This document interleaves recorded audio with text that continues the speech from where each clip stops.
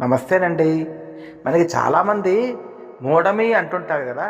మూఢమి అంటే చాలామందికి తెలియదండి. ఏమిటంటే గురుగ్రహం కానీ శుక్రగ్రహం కానీ సూర్యుడితో కలిసి ఉన్నప్పుడు దాన్ని మూఢమి అంటాం.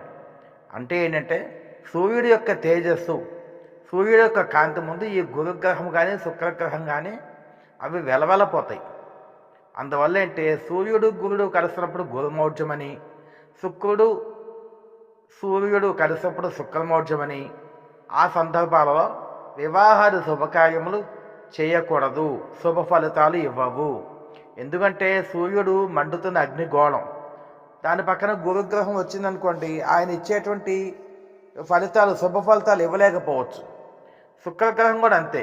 అందుకని ఎప్పుడు కూడా సూర్యుడితో కలుసున్నప్పుడు ఈ యొక్క గ్రహాలు వాటి యొక్క ఫలితాలు ఇవ్వవు.